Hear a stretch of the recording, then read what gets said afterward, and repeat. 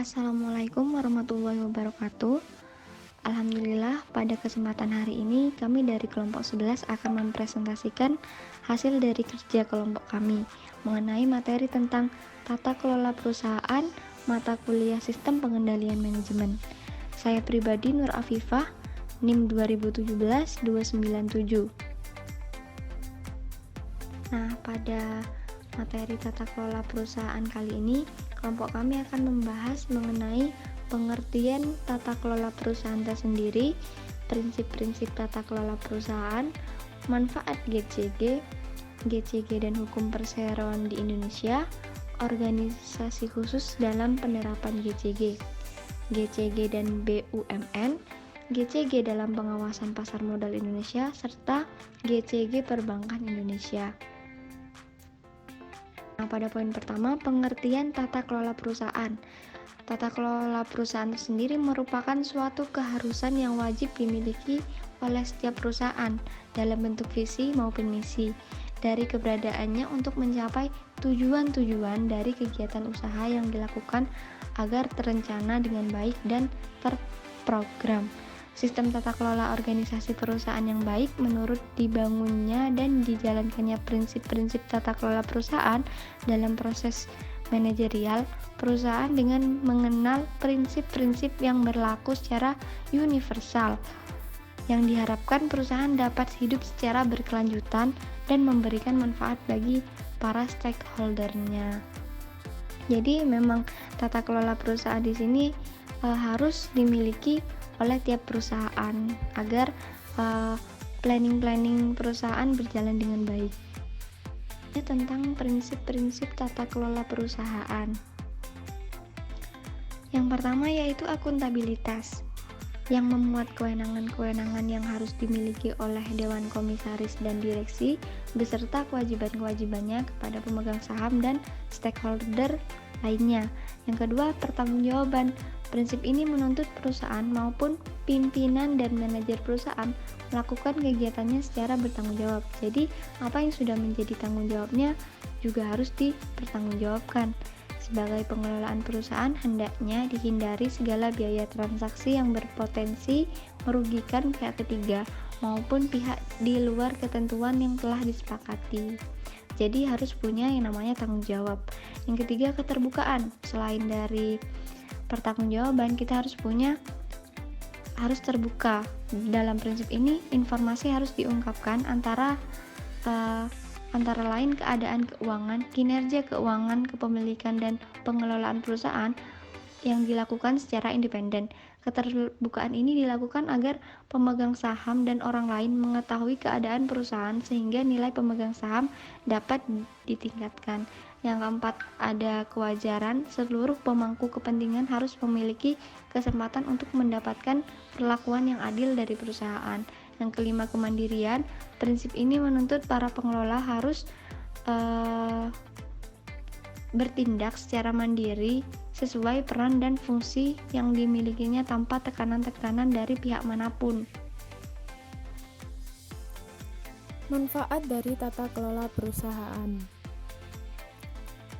Penerapan konsep Good Corporate Governance merupakan salah satu upaya untuk memulihkan kepercayaan terhadap investor dan institusi terkait di pasar modal. Menurut Jagger dan kawan-kawan 2003 mengatakan bahwa paling tidak ada 5 alasan mengapa penerapan Good Corporate Governance itu bermanfaat, yaitu yang pertama, berdasarkan survei yang telah dilakukan oleh McKinsey & Company menunjukkan bahwa para investor institusional lebih menaruh kepercayaan terhadap perusahaan-perusahaan di Asia yang telah menerapkan Good Corporate Governance. Yang kedua, berdasarkan berbagai analisis, ternyata ada indikasi keterkaitan antara terjadinya krisis finansial dan krisis berkepanjangan di Asia dengan lemahnya tata kelola perusahaan. Internasionalisasi pasar termasuk liberalisasi pasar finansial dan pasar modal menuntut perusahaan untuk menerapkan Good Corporate Governance. Yang ketiga, kalau Good Corporate Governance bukan obat mujarab, untuk keluar dari krisis sistem ini dapat menjadi dasar bagi berkembangnya sistem nilai baru yang lebih sesuai dengan landscape bisnis yang kini telah banyak berubah. Yang keempat, secara teoris, praktik good corporate governance dapat meningkatkan nilai perusahaan.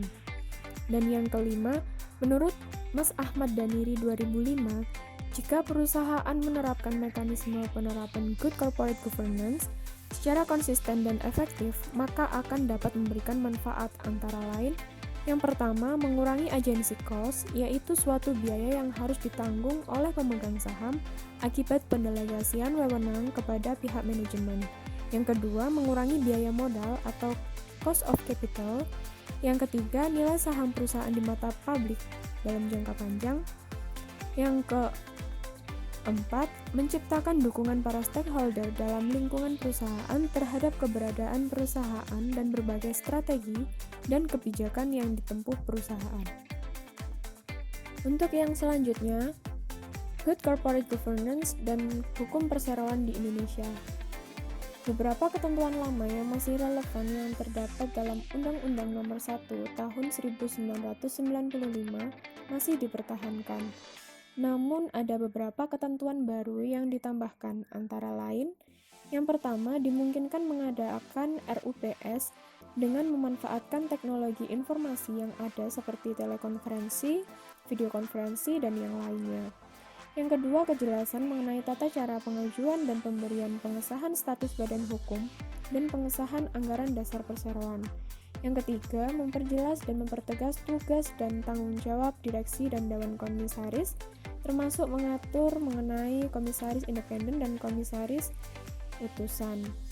Dan yang terakhir, kewajiban perseroan untuk melaksanakan tanggung jawab sosial dan lingkungan.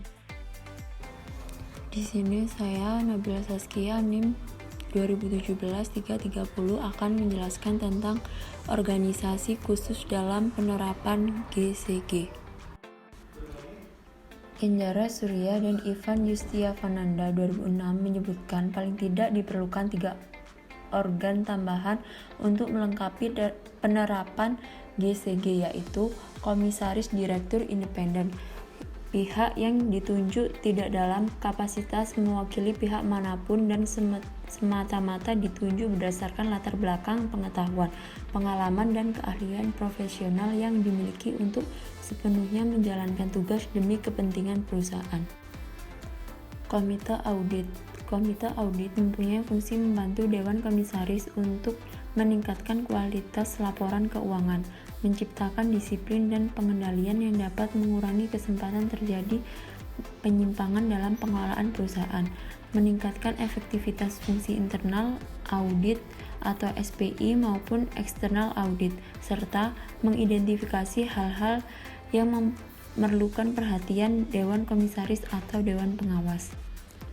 Kemudian sekretaris perusahaan. Jabatan sekretaris perusahaan menempati posisi yang sangat tinggi dan strategis karena orang dalam jabatan ini berfungsi sebagai pejabat penghubung atau liaison officer atau semacam public relation, investor relation antara perusahaan dengan pihak luar perusahaan. GCG dalam badan usaha milik negara atau BUMN, tata kelola perusahaan. Tujuan Good Corporate Governance diatur dalam pasal 4 adalah: yang pertama, memaksimalkan BUMN dengan cara meningkatkan prinsip keterbukaan, akuntabilitas, dapat dipercaya, bertanggung jawab, dan adil agar perusahaan memiliki daya saing yang kuat, baik secara nasional maupun internasional. Yang kedua, mendorong pengelolaan BUMN secara profesional, transparan, dan efisien, serta memberdayakan fungsi dan meningkatkan kemandirian organ.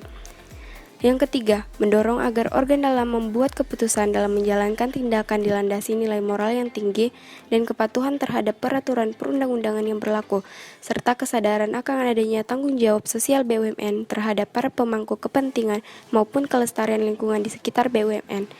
Yang keempat, meningkatkan kontribusi BUMN dalam perekonomian nasional. Yang kelima, menyukseskan program privatisasi. Good Corporate Governance dan pengawasan pasar modal di Indonesia. Tata kelola perusahaan. Secara formal, pasar modal dapat didefinisikan sebagai pasar di mana berbagai instrumen keuangan jangka panjang bisa diperjualbelikan, baik dalam bentuk hutang maupun modal sendiri, baik yang diterbitkan oleh pemerintah maupun perusahaan swasta. Keberadaan pasar modal ditentukan oleh lembaga-lembaga penunjang pasar modal antara lain Yang pertama, Badan Pengawas Pasar Modal dan Lembaga Keuangan. Yang kedua, Bursa Efek. Yang ketiga, Lembaga Clearing. Yang keempat, investor. Yang kelima, akuntan publik. Yang keenam, notaris. Dan yang terakhir itu konsultan hukum. Nah, pembahasan yang terakhir yaitu mengenai Good Corporate Governance perbankan di Indonesia. Menyadari tata kelola perbankan di Indonesia masih lemah dalam upaya menata kembali manajemen dan kegiatan perbankan di Indonesia, BI mengeluarkan Peraturan Nomor 8/4/PBI/2006 pada tanggal 30 Januari 2006 tentang implementasi GCG oleh bank-bank komersial. Secara garis besar, peraturan ini mengatur tentang yang pertama, prosedur pengelolaan melalui penerapan prinsip transparansi, akuntabilitas, tanggung jawab, independensi, dan kesetaraan. Yang kedua, tujuan implementasi GCG minimal untuk merealisasikan kejelasan tugas dan tanggung jawab Dewan Komisaris dan Dewan Direksi, kelengkapan dan implementasi tugas komite dan unit pelaksana fungsi internal audit bank, kinerja ketaatan, fungsi auditor internal dan eksternal, manajemen risiko termasuk sistem pengendalian internal, ketentuan dalam pihak-pihak terkait dan dana dalam jumlah besar. Rencana strategik bank, transparansi kondisi keuangan dan non-keuangan. Yang ketiga yaitu jumlah, komposisi, kriteria, dan independensi Dewan Komisaris. Selanjutnya, jumlah, komposisi, kriteria, dan independensi Dewan Direksi, komite, ketaatan, fungsi auditor eksternal dan internal, implementasi manajemen risiko, ketentuan dana, rencana strategis bank, aspek transparansi kondisi bank, konflik kepentingan dan pelaporan internal, pelaporan dan asesmen implementasi GCG, implementasi GCG di cabang luar negeri, sanksi-sanksi, ketentuan peralihan, dan ketentuan penutup. Cukup sekian presentasi dari kami. Terima kasih atas perhatiannya. Wassalamualaikum warahmatullahi wabarakatuh.